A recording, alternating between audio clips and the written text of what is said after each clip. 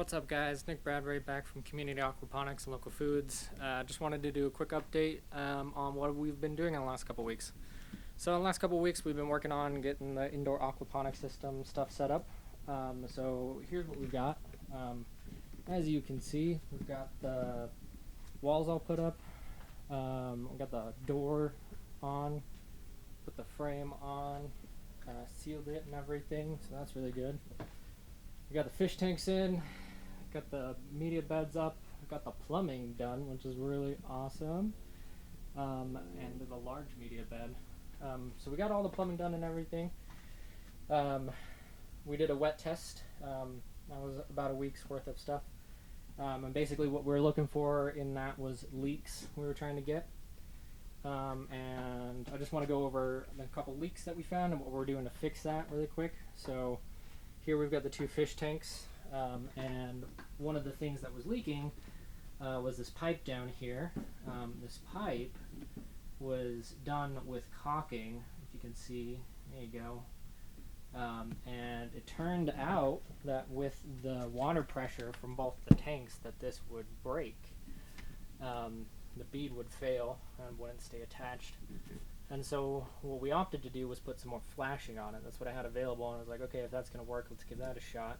It was very difficult to get it all flat and sealed properly with these here. It's very close. I can't even fit a finger underneath there effectively. So that actually ended up not working either, and so this will leak if I fill it back up. So what we opted to do was we'll go ahead and rip all the flashing off and remove all the caulking. And we're going to go with the Uniseal bulkhead fittings for these. That's what they're designed for. They're designed from tubs to pipes specifically. So we'll do that for these and just not have any issues going forward. Prefer this side is the only side that leaked. This didn't leak, and back there did not leak. But we figured, you know, if one leaks now during install, these are going to leak eventually, so we're going to replace all of them there. And we're going to go further. We're going to replace all the connections from all the tubs to the pipe. So here we'll do a replacement, down here, from here to here, and from here to here as well. So we've got those ordered. It'll take a week or so to come in. When we get those, we'll rip all this stuff off, replace them, make sure that works perfectly fine. So the other thing we did during the testing was this big media bed was leaking. And so this big media bed is wood with a pond liner as the interior of the media bed.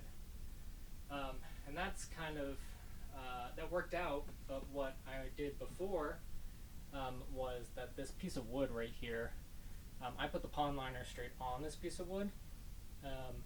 Unsanded and everything like that, so it was just pond liner directly on like OBS board and 2x4s. And I think during the install I got some holes in it because down here on this little lip, water just started accumulating slowly over time and started dripping out. And we don't want that because this wood is exposed, right? And I was like, that'll be a structural failure eventually. So we drained everything, took the pond liner out. Over the last couple weeks I've sanded, painted the wood, sanded every part of the bed, and then I got this material. This is like under pond liner. It's like a fabric material, kind of like wool basically. Just picked this up at my local home store.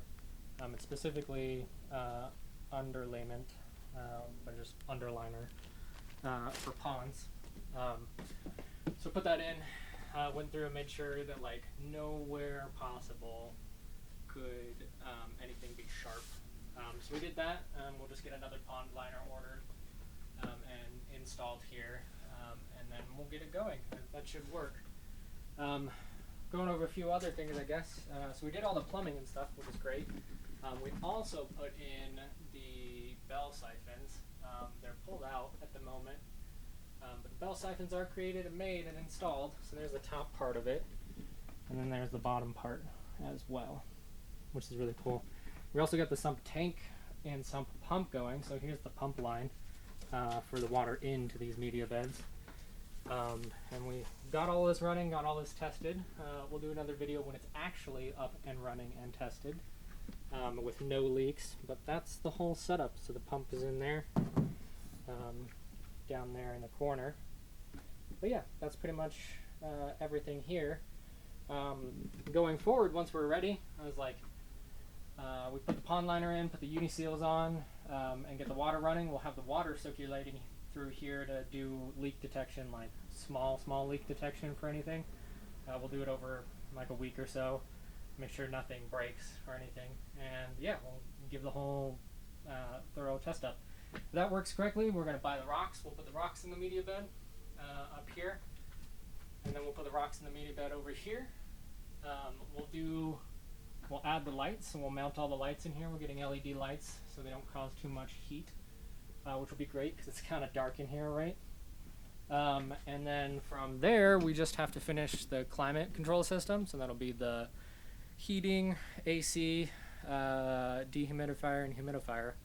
That'll be set up in here. I'm still not positive what the best direction is that going to go. Should I put the units on the outside and vent them into the space?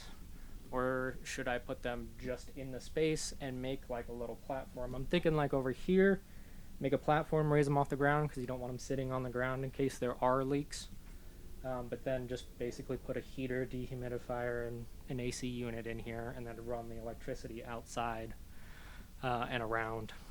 Kind of opting for that, easier to go, and then during version 2 and 3, we might do updates to do a better system.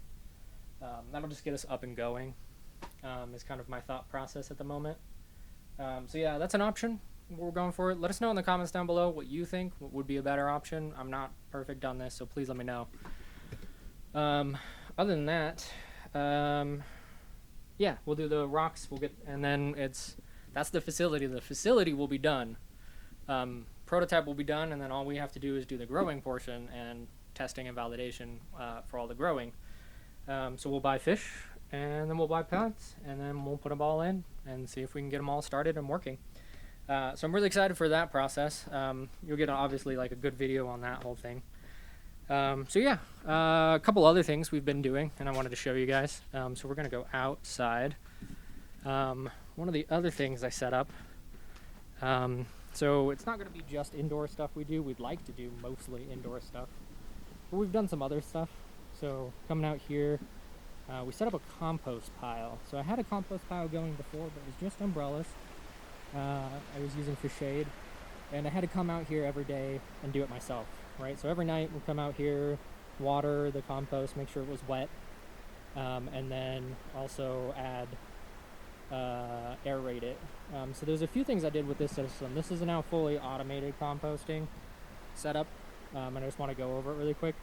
So we got shade cloth here, so it doesn't block the light fully, as you can kind of tell. So it still lets light through, which I think is okay. I would like full, but this is nice for like wind problems and whatnot. And then we've got the drip lines all set up on the top. And I actually took off the drip parts. They actually are more like sprinklers. So that gets watered once in the morning. And it keeps it nice and moist in a good moist condition. If we go over here to the other side, we'll show you, we do some forced aeration over here.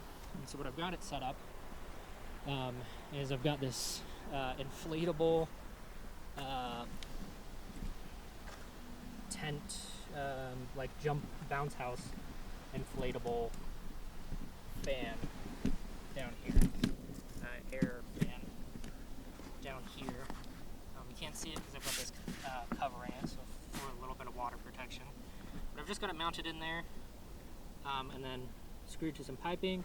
And then on the piping, we just made holes. It runs the total length of the compost pile.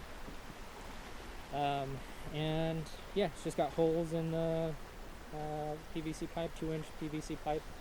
And I've got a timer on here. It's an analog electric timer. Basically, you can it's a 24-hour cycle, and it'll turn on and off every 24 hours. So I've got it set up for 15 minutes in the morning, 15 minutes in the evening. It basically forces air through the bottom of the pile up through the top, just helping to keep the whole pile aerated, which is really awesome. And yeah, that's the compost pile. So this is all automated. The water is all automated, so it turns on and keeps it moist throughout the day, which is great for compost. And this, technically, the forced aeration and the watering and everything does make this an organic certified kind of compost. The only other thing that we have to watch out for is what we put into it, and we're not doing that, so we're not certified organic. But it's going to be a rich, good compost. We do obviously throw a lot of waste in there, and we have a new community garden across the street, and that community garden supplies us with way too much green than we can handle at the moment, so we actually need more carbon.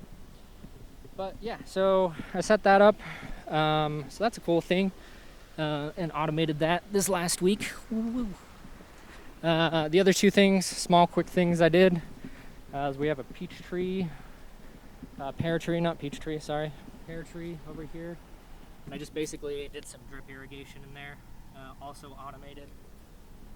And then I've got a cherry tree that I also did drip irrigation and automated that. The way I've got it automated, because I rent this house, I do not own it, so I don't want to do in-ground drip automation, is this conversion right here. It's like just spout, 2 hoses, has 2 stations on it. Operates just like any other valve watering system for the most part. So yeah, I was like, that's pretty cool. That's what we've been up to for the last week.